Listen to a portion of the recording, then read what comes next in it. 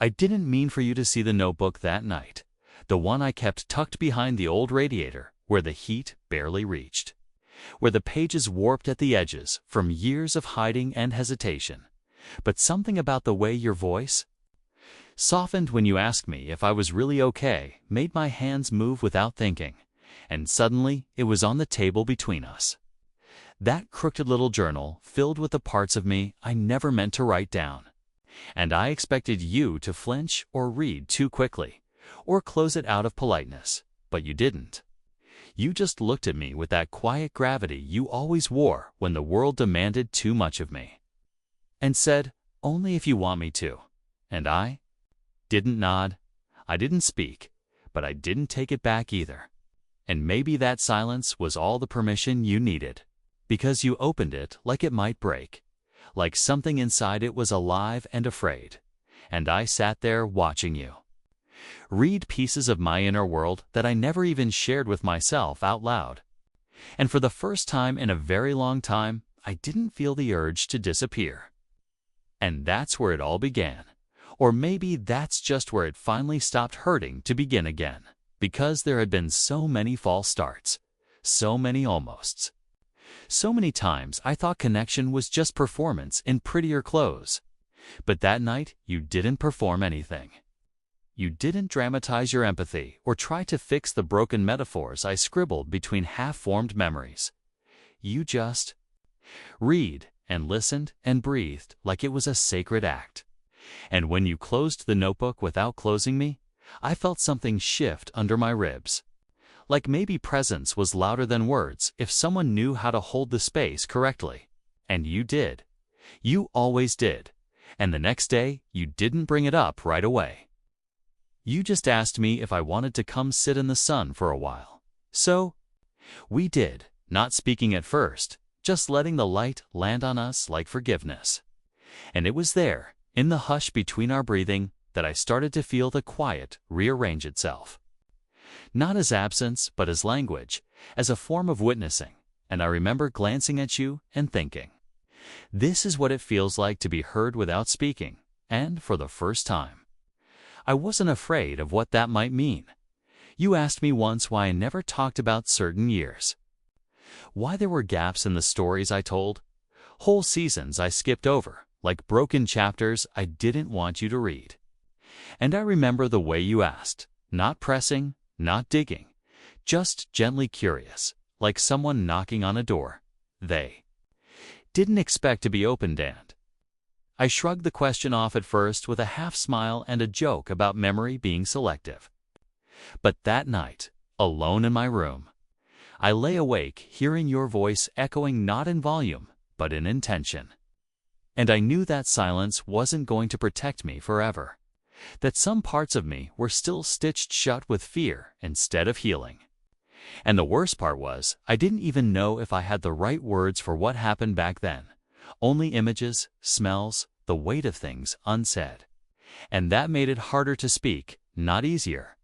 And yet, when I saw you the next morning sitting at our usual bench with 2 cups of coffee and that quiet way you always made space without filling it, I sat down and didn't say anything for a long time, just held the cup and watched the trees sway. Like they were trying to keep secrets too. And when I finally said, it wasn't safe to speak back then, your face didn't change, didn't blink or furrow or flinch. And I think that's what allowed the rest to follow. Not quickly, not clearly, but piece by uncertain piece. And you didn't fill in the blanks or finish my sentences. You just let the pauses breathe. Let my voice stumble through the rubble without trying to guide it. And that's when I realized how rare you were, not because you understood pain, but because you knew not to interrogate it while it was still bleeding. And in the days that followed, I kept waiting for the shame to creep in, for the old voice in my head to whisper that I'd said too much, revealed too much, trusted too fast. But it didn't come, not this time. Because every time I looked at you, I saw not judgment, but invitation, not pity, but presence. And when I asked you later how you learned to listen like that, you just smiled and said, I know what it feels like to speak and not be heard. And that sentence lived in me for days, folded itself into the corners of my silence like a light I hadn't realized was missing. And I started to see how every moment you stayed, every time you didn't try to turn my ache into something poetic or palatable, you were showing me how to rebuild trust, not just in you, but in myself. And maybe that's what presence really is, not proximity or kindness or timing, but choosing to sit in the stillness with someone until they feel safe enough to return to themselves. It was the phone call I almost didn't answer that brought everything to the surface again. The one that came too late in the evening and too early in my healing. The one from a voice I hadn't heard in years but still remembered in the marrow of my bones. And for a few seconds, I just stared at the screen glowing in the dark heart, pacing like it had been rehearsing this moment without my consent. And when I finally picked up, the silence on the other end was worse than anything they could have said. Because silence from some people is never empty, it's loaded. It's weighted. It's a reminder of all the words that were never used to comfort, only to control. And I don't remember exactly what they said after that. Only that my chest felt like it was shrinking and expanding at the same time. Like panic and grief were dancing together in the hollow space I'd tried to seal shut. And when I hung up, I sat there in the stillness of my apartment, surrounded by walls that suddenly felt too close, too quiet, too loud, and for the first time in months, I didn't know what to do with myself. So I sent you a single message, just 3 words, "Zar you up." And less than 2 minutes later, you called me, not texted, not replied with a question, but called. And when I answered, I didn't say anything, didn't need to. Because the first thing you said was, "I'm here." And I exhaled like I hadn't breathed in hours, maybe days, and without asking for context or clarity or courage. You just listened to my breathing, to my silence, to the way I couldn't find language for the storm curling back up my spine. And after a while, you said, "Do you want me to come over?" And I didn't answer, but 20 minutes later, you were at my door with that worn-out hoodie you always wore on the nights that demanded softness. And I didn't even say hello, just stepped aside to let you in. And we didn't speak much at first, just sat on the floor again like we always seemed to do when the world tilted sideways. And you made tea without asking what kind. Because you remembered, because you always remembered. And when you finally did speak, it wasn't with questions or advice or platitudes, but with something that sounded like a memory, one of your own. Quiet and fragile and filled with just enough ache to make mine feel less alone. And that's when I knew that this friendship was never about words, it was about presence. About staying through the part of the story that people usually leave for. About showing up not to fix the broken things, but to prove they didn't make me unworthy of being held. And that night, after we both fell asleep on the floor, me half curled into a blanket, and you with your hands still resting near mine, I dreamed of silence that didn't scare me, of rooms that didn't echo with absence. And I woke up, not healed, not fixed, but anchored. And I think that's what you've always been for me, not the person who pulled me out of the dark, but the one who lit a candle and waited while I found my way toward it. There was a moment, somewhere in the middle of that slow season between winter and spring, when I almost convinced myself I didn't need anyone again. Not out of strength, but out of fear disguised as independence, and I started pulling away. In ways so subtle I thought you wouldn't notice, replying later and later. Canceling plans with soft excuses, smiling with just enough truth to hide the ache underneath. But you noticed, of course you did. Not because I said anything, but because the quiet around my words changed texture, became sharper at the edges, more hollow in the center. And one evening, when I hadn't replied to your message for 3 days, you showed up without warning, holding a small paper bag of groceries and a single line thought maybe you forgot how to cook when the world got heavy. And I wanted to laugh, but my chest tightened instead. Because I realized I had been waiting for someone to see past the mask I wore so well. And there you were, standing in my doorway like a memory I hadn't ruined. And I didn't say anything at first, just stepped aside and let you in again. And as you unpacked the groceries and started moving around my kitchen like it was your own, I stood there quietly, overwhelmed by the simplicity of your care. And I realized how rare it is to be loved, not for your light, but for the way someone stays through your dimmest hours. And when you finally sat down and handed me a bowl of warm lentils with a quiet smile, I whispered, "I'm sorry I pulled away," and you didn't look wounded or surprised or angry. You just nodded and said, "I know," and it wasn't an accusation. It was understanding, and somehow that felt worse and better all at once. Because I didn't deserve that kind of grace, but you gave it anyway. And I remembered something you said months ago when we sat in the park watching people pass by without really seeing each other. You said, "Sometimes the hardest part of healing is letting someone see the version of you that's still hurting." And I didn't understand it fully then, but I did now. Sitting across from you with this ache in my throat, and this food in my hands, and this overwhelming need to fall apart in a way that didn't scare either of us. And I think that's the moment I let go of the idea that I had to be easy to stay. Because you weren't here for the easy days, you were here because you knew the sound of my silence better than anyone. And every time I tried to retreat into myself, you answered with presence instead of pressure. And that changed me, quietly, permanently. And even though I never said it out loud, I started measuring safety by your name.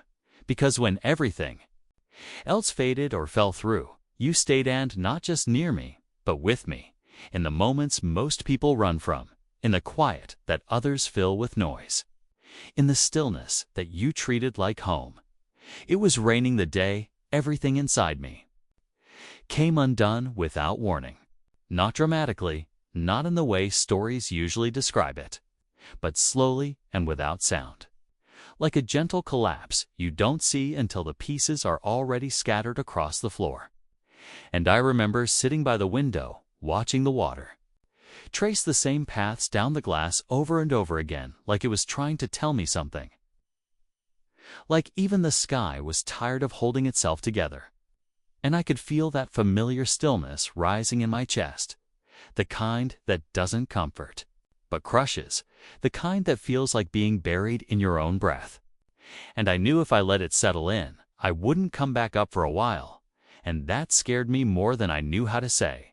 So I picked up my phone, fingers trembling, and typed your name without a single word to follow it, and almost instantly 3 dots appeared, then disappeared, then came back again. And then you replied with one sentence to, "You want me there?" And I don't know what kind of magic lives in a question like that, but it cracked something open in me, something I'd been gripping tightly for months, and I didn't even reply. I just left the door unlocked and curled up on the couch, like I was waiting for something I wasn't sure I deserved. And when I heard your soft knock an hour later, followed by the sound of the door creaking open, I felt relief and shame hit me at the same time. And you didn't say anything when you saw me, didn't ask for context or backstory. You just sat beside me and handed me a hoodie I'd left at your place weeks ago, still smelling faintly of you and warmth, and something that wasn't this heavy. And I put it on like armor I didn't have to earn, and we sat like that, with the rain hitting the windows and the silence filling the space between our knees. And then, after what felt like forever, but also no time at all, I said, "I don't know what's wrong with me." And you looked at me with those steady eyes of yours, the ones that always seem to see through the mess and not around it. And you said, "Nothing's wrong with you. You're just tired of holding it all alone." And I broke. Not with tears at first, but with the kind of breath that comes from somewhere beneath grief. And you didn't touch me or offer solutions. You just let me unravel in the safety of your presence, and I've never forgotten that night. Because it taught me something I hadn't believed before, that there are people who don't just want the best version of you. who aren't scared. Of the quiet breakdowns or the parts of you that don't translate easily into language. People who know that sometimes the loudest cries come without sound. And who answer not with noise, but with their own calm heartbeat beside yours.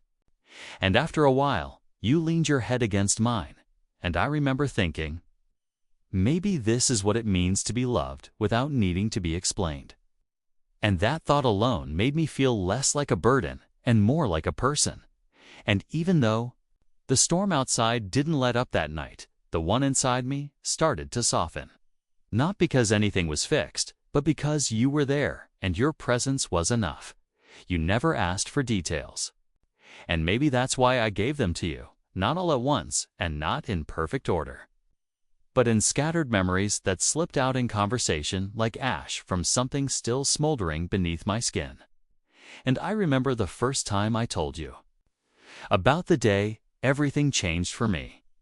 The day I stopped trusting the world to hold me gently, and how your face didn't tighten or twist.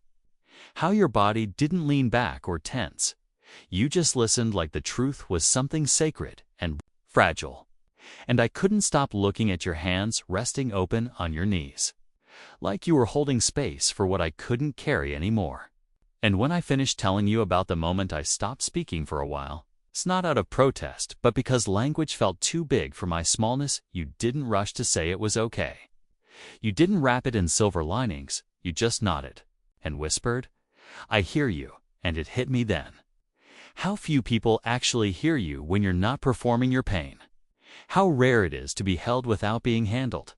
And after that day, I started giving you more of me. The parts I usually edited before showing, the soft pieces I kept hidden even from myself. And you took each one like it was something worth keeping. Never blinking at the weight of them, never setting them down in exhaustion, and over time, I realized I was learning how to exist in silence, again not the cold silence I grew up fearing, but the kind you made safe, the kind that didn't demand or accuse or abandon. And I remember one afternoon in particular, late in the fall, when we sat in your apartment with the windows cracked open just enough to let the breeze through, and you were reading some old poetry aloud while I laid with my head resting on a pillow on the floor, eyes closed, not sleeping, but not fully awake. And the cadence of your voice, soft, slow, unhurried, felt like a lullaby for the child version of me who still didn't believe they were lovable in stillness. And I didn't say it then, but I wanted to. I wanted to tell you that your presence felt like a place, not a person. Like I could return to it even when I wasn't physically near you. Because something about the way you existed made it easier for me to exist too. And that kind of presence is rare. The kind that doesn't just sit beside you, but sits with every version of you, past and present, broken and brave. And maybe that's why I kept returning. Not because I needed saving, but because I finally believed I was allowed to stay. There was a week I went quiet without warning. It's not out of anger or distance, but from a kind of emotional static I couldn't explain. A numb fog that wrapped around everything I tried to touch. And even though my phone stayed untouched on the nightstand and every message went unanswered, you didn't push or panic or try to pry your way in. You just left small things in my orbit, like breadcrumbs and old playlist we used to play while watching the rain. A picture of a dog wearing a sweater captioned with a quiet thought of you, a voice note that didn't ask for anything. Just you telling me how the light fell through your window that morning and how you wished I'd seen it too, and I didn't respond, not because I didn't want to, but because I didn't know how to reach across that heavy silence without bringing all my tangled thoughts with me. But the thing is, you never made me feel like I had to show up healed or explain every crack. You just kept being there in the small ways that whispered you're still loved. And on the sixth day, when I finally picked up the phone and called, you answered on the first ring with a voice so calm, so steady, it made my eyes sting. And the only thing I could say was, I didn't mean to disappear. And you replied, I know. And somehow those two words held every fear, every guilt, every ache I hadn't said out loud. And I don't know if you understand how rare that is, to be met without punishment for your silence, to be received without having to earn your place. Again, when I finally saw you that weekend, standing in the doorway with a warm drink and that look that said, no explanations needed, I felt something in me exhale, like maybe presence wasn't just about who showed up, but how they did. And you didn't ask where I'd been emotionally, didn't need a map of the darkness I'd wandered through. You just sat next to me and asked if I wanted to go for a walk, and I nodded, and we walked in that familiar, sacred, quiet, not speaking much, but speaking enough. And as we passed the corner where we once saw a stranger dancing alone to no music at all, you turned to me and said, "You're still here." And I didn't know if you meant physically, emotionally, spiritually, or all of the above, but either way, it landed in my chest like grace. And I realized in that moment that healing wasn't about always being okay. It was about letting yourself be seen in the moments you didn't have the strength to say, "I'm not." And that's what you gave me. Again and again, not advice, not solutions, not empty promises, but a space to not be okay without losing love. And I think that's the rarest kind of presence there is. The kind that stays not because it's convenient, but because it's true. I almost didn't go that night, the night of your little gathering, the one you'd mentioned 3 or 4 times in passing, gently, like an invitation I was free to ignore without consequence. And even though I had said maybe every time, the truth was I didn't know how to show up as a version of myself that felt presentable in a room full of people who didn't already understand the quiet edges of me the way you did. And I stood there by my door with my hand on the knob for almost 15 minutes, dressed and undecided, heart racing for reasons I couldn't name out loud, because it wasn't just about showing up, was about being seen. And the thought of being misread again, of being the too quiet one in a sea of easy conversation, made my chest tighten in the same old way.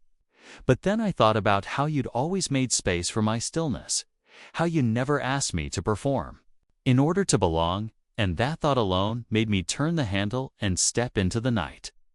And when I arrived, quiet, careful, already rehearsing my excuses, you greeted me with that look. The one that didn't say, "I'm surprised you came, but I knew you'd make it when you were ready." And I breathed in that unspoken acceptance like it was the first clean air I'd had all day. And the thing is, I don't even remember most of the night's details. Not who was there or what music played or what stories were passed around. But I remember you moving through the room with ease, laughing with people, and then coming to sit beside me with a small plate of food I hadn't asked for, and just saying, "Thought you might be hungry." Like care could be passed through a paper plate and a glance, and later, when someone asked me a question I didn't know how to answer without unraveling, you gently redirected the conversation without making it obvious, without making me feel like a burden. And I looked at you then, really looked, and realized that presence isn't just about being near someone. It's about protecting their peace in spaces where it's most likely to break. And when we left, you didn't ask me how I felt, or if I had fun, or if I'd do it again. You just said, "Thanks for coming," and it landed differently than usual. Like you weren't just thanking me for showing up to a party, but for showing up as myself, however small or silent or uncertain that self might have been. And I think that's what shifted something in me, not the event, but your ability to make me feel like my being there exactly as I was wasn't a disruption, but a contribution. And I realized that night that love, in its quietest form, often looks like that. Someone seeing the struggle behind your smile and deciding, without being asked, to make the world a little softer while you find your footing. You asked me once if I ever imagined what life might have looked like if things had gone differently. Not as a wish or a regret, but as a soft kind of wondering, like tracing the outline of a road you didn't take just to see if your heart might have landed in the same place anyway. And I remember how quiet your voice was when you said it, like You didn't want to disturb something fragile between us, and I told you the truth. Or at least part of it, that sometimes I think about who I would have become if someone like you had found me sooner. If presence had come before survival became my default language, and you didn't say anything to fill the space after that, didn't reach for a silver lining or wrap the ache in reassurance. You just nodded with that deep kind of knowing that doesn't need to prove it understands. And it made me feel seen in a way no loud love ever has, because you never tried to erase the shape of my wounds to make the story cleaner. You just walked beside me while I traced the outlines myself. And lately, I've been noticing things, how I no longer flinch at sudden kindness, how my shoulders don't tense when someone says my name with warmth, how I'm starting to believe that I don't have to earn every soft moment life offers me, and I think that has everything to do with you. Not because you gave me some grand revelation or fixed the aching parts of me, but because you stayed long enough for me to stop hiding them, and that kind of quiet loyalty changed everything, not with fanfare, but with a slow, steady presence that told me over and over again without words, you're not too much, and you're not too broken. And it's strange how healing never looks like you expect it to, never arrives wrapped in clarity or confidence, but often in the form of someone sitting across from you with their phone on silent and their heart wide open, asking nothing of you except that you just exist. And I think the scariest part of this whole journey has never been the pain itself, it's been the idea that if I ever revealed the whole of it, the people who said they cared would quietly back away, and yet you never did. You never even leaned back. You leaned in every time, especially when I made it hardest to do so. And there's something deeply holy in that kind of friendship. Something that makes the world feel a little less impossible, and I don't know what I did to be given that kind of presence. But I know now that I'll never unlearn the way it feels, to be met in the dark, not with answers, but with light, someone willingly carried just for you. The day I finally cried in front of you was the day I stopped pretending I was healed. Not because the pain had returned in full force, but because for once it had found a place safe enough to stretch out and be seen. And I remember trying to hold it back the way I always did, teeth clenched, shoulders high, voice steady, even as everything inside me trembled like a child standing in the wreckage of something too big to name. But when you walked in and sat down beside me, saying nothing except "I'm not going anywhere," something in me shifted so quietly I almost missed it. Like a locked door clicking open for the first time in years, and I looked at you, really looked, tanned, realized that every part of me I had once labeled unlovable had already been welcomed by your presence without me ever asking. And that broke me in the gentlest way possible, not into pieces, but into softness, into permission, into a grief that could finally exhale in front of someone who wasn't afraid of its shape. And I tried to apologize, even as the tears fell. But you stopped me with a hand on my arm and a whisper that said, "You don't have to earn comfort here." And those words held more than kindness. They held years of unsaid things, of swallowed pain, of moments when I needed to fall apart, but didn't know how to without losing someone in the process. And you stayed through it all. Through the shaking and the silence and the spaces where I couldn't speak at all. And afterward, when my tears had slowed and the weight in my chest had shifted from crushing to bearable, you offered me nothing more than your quiet company. No lessons, no fixes, no pressure to turn my pain into poetry. And I think that's when I truly understood what presence means. Not the kind that comes with noise and urgency, but the kind that settles beside you and says, "I see you," without demanding to understand every detail. And in that stillness, in that quiet companionship, I felt something return to me, something I had given up on long ago.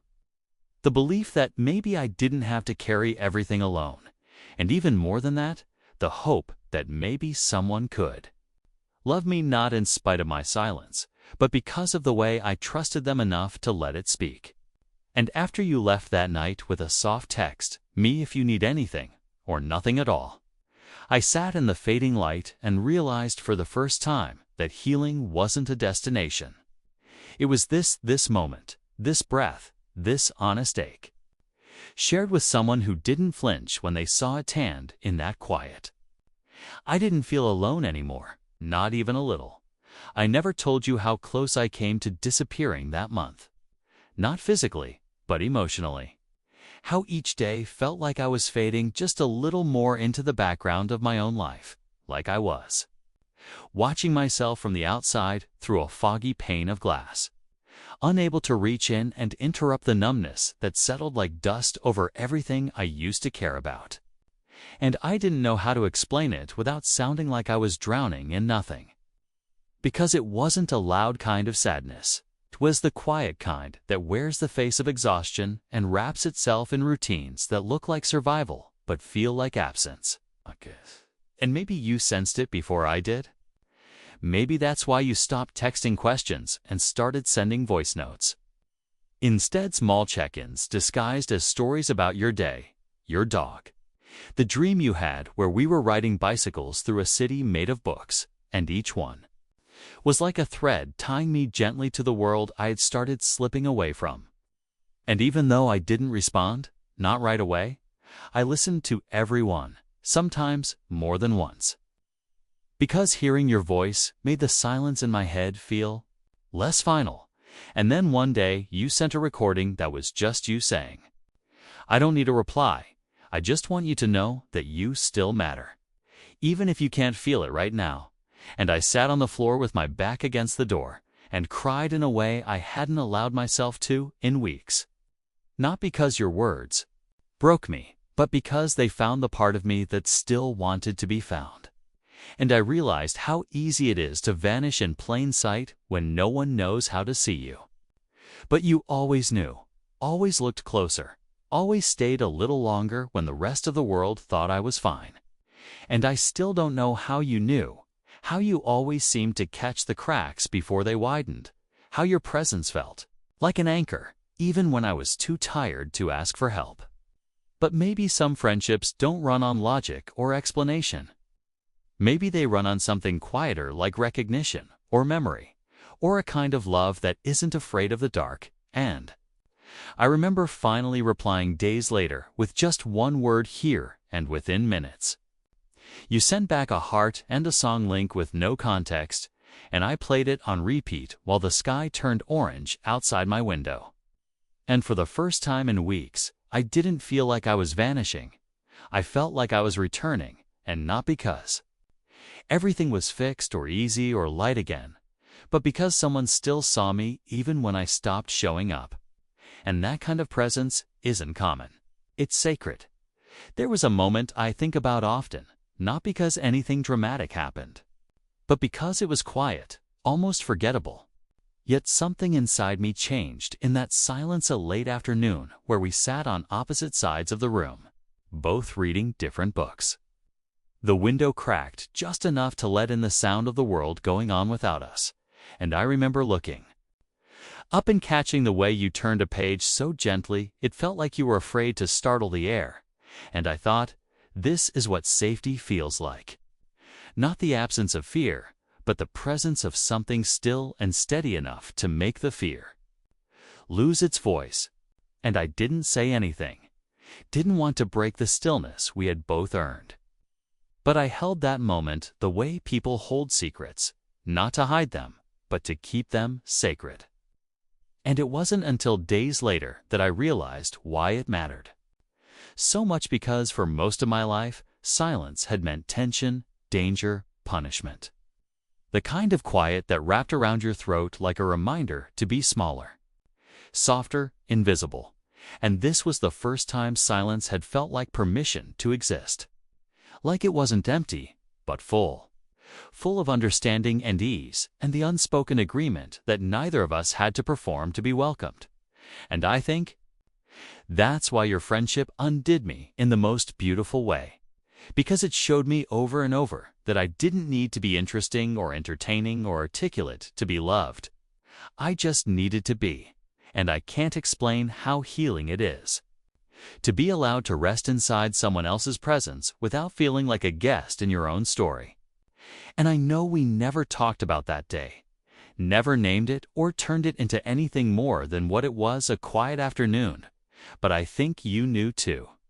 I think you felt it in the way I looked at you afterward.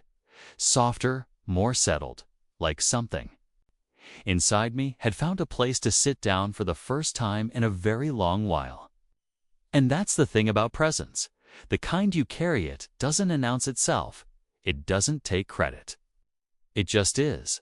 And because of that, it lingers in ways that comfort even long after the moment has passed. And sometimes, when I'm alone again and the world gets loud in all the wrong ways, I return to that memory like a porch light left on in the dark. And it reminds me that love doesn't always come wrapped in declarations or gestures. Sometimes it comes in the form of someone reading quietly across the room, making space for your quiet without asking for anything in return. I had a dream the night before I almost told you to let go of me. Not because I wanted to push you away, but because I was afraid of what it meant that you hadn't already left. Afraid of what you saw in me that made you stay. Afraid that maybe this was just a temporary kindness, and that if I let myself believe in it too deeply, the loss would break something final in me.